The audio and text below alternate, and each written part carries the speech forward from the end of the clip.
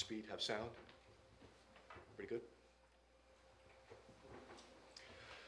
All right, good afternoon. We appreciate it. I know extremely short notice, but important nonetheless that we all got together. I think it's safe to say that we've had a major development in that fatal officer-involved wreck from Saturday morning. I want to preface this whole thing by just thanking everyone from the respective outlets for your patience. I know that you're under an enormous amount of pressure to get information out to the public, and it's important information. Also important that we checked every box, dotted every I, crossed every T, especially when you're talking about investigation of this type of nature, and we're comfortable that our folks have done just that. In just a couple of seconds, I'm going to introduce Chief Putney. He's going to go over some developments that we have in that fatal officer-involved wreck case. When he's through, we'll do our best to get those questions answered. So without further delay, Chief Putney.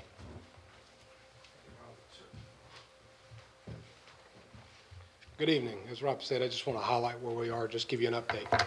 There has been a development that you're going to need to be made aware of. As you know, July 8th, this weekend, about 3:20 in the morning, Central Division Officer Philip Barker was traveling, was dispatched to a Party 1 call, an accident with injury. He turned on his blue lights and siren and headed towards the call. When he reached the south side of the intersection of Moorhead and Euclid Avenue, his vehicle collided with Mr. James Michael Short. The front of his patrol vehicle struck Mr. Short, killing him.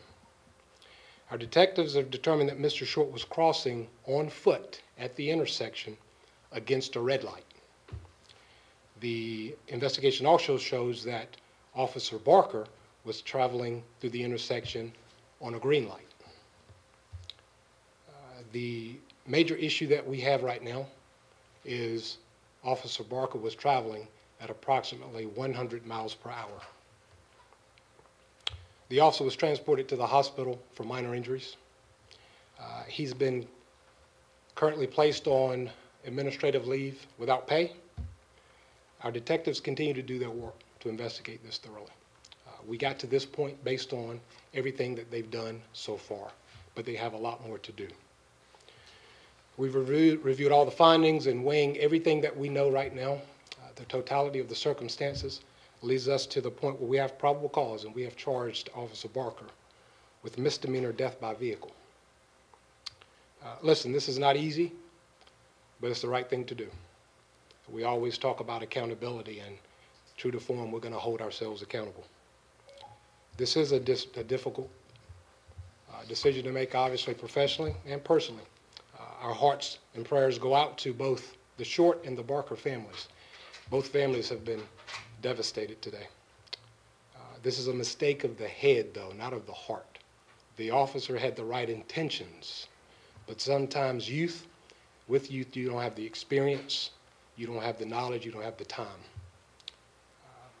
I'd also like to remind everyone that in the course of this investigation, it's going to take us some time. We'll have further developments, and we'll update you as time allows.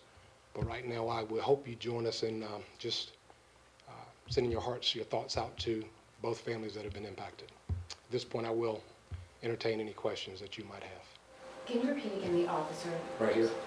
Chief, can you talk about the officer was responding to a call? Can you explain in layman's terms what is it that going 100 miles an hour to a call, what was it not reasonable, not prudent? What was it? Basically, how we came to this decision, and it's not an easy decision to make, but looking through the laws, the compelling factor was the speed.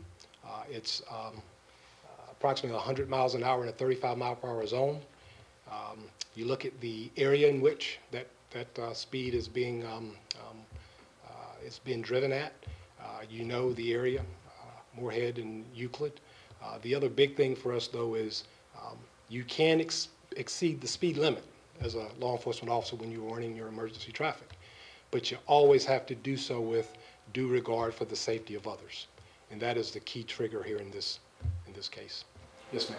Chief, can you talk about, as this was a rookie officer, Barker, correct?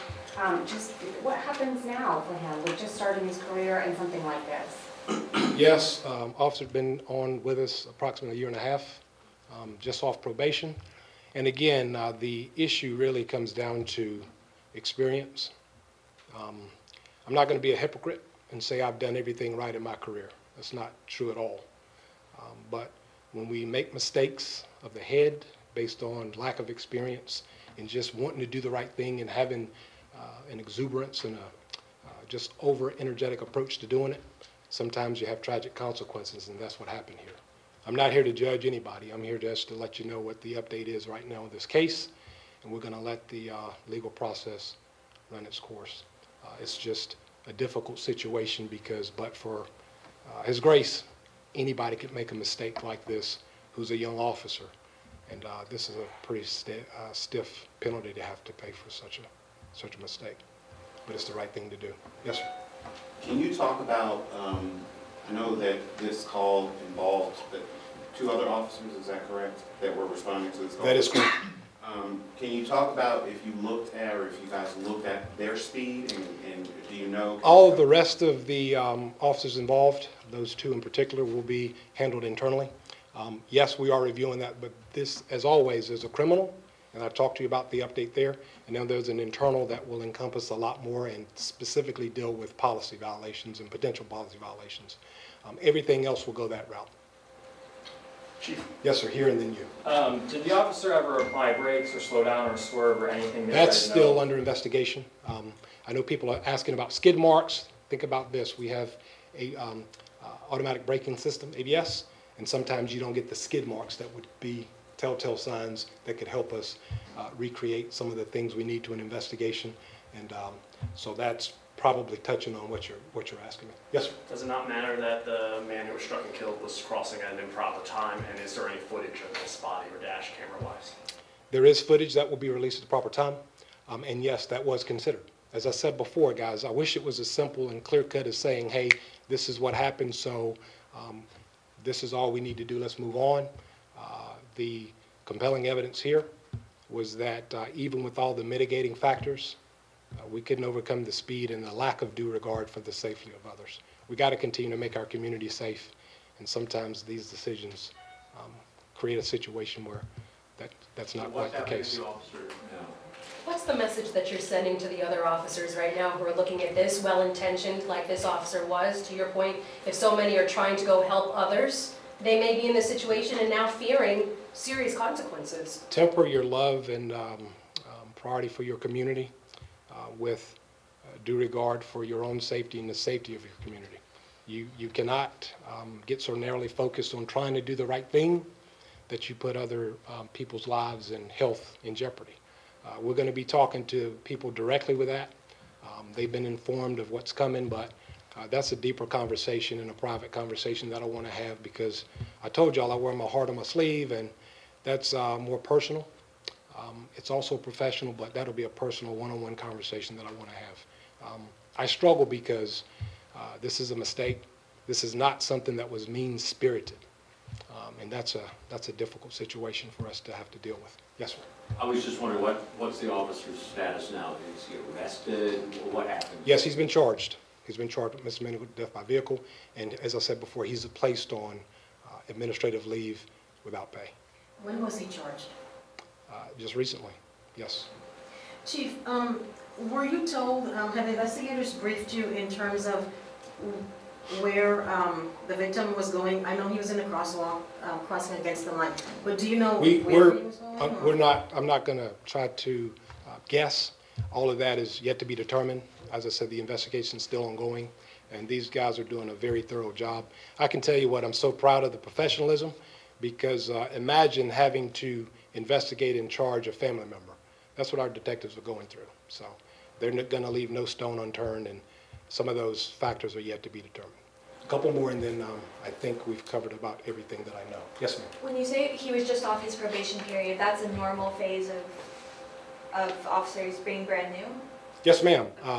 It's about 6 months of academy training, and then there's a year of probationary period where we teach you everything you learn at the academy, state standard, to the way of doing business here in our community. And he just completed that phase within a month or so. Have you spoken with his family? Yes, I have. I've spoken to his family, yes, multiple times. I know you said the last one, but someone who faces something like this, will he be able to become a police officer again, since he was early? Listen, I told you, man, I can't speak to that. That's going to be determined in the process. What we've done is we established probable cause to believe a crime's been committed. The speed was without due regard, so we've charged appropriately. Now, here's the other thing. We're not the final determining factor about what charge they move forward with during the judicial process. The district attorney could decide that maybe he perceives this differently and levy a higher charge, even to the level of a felony.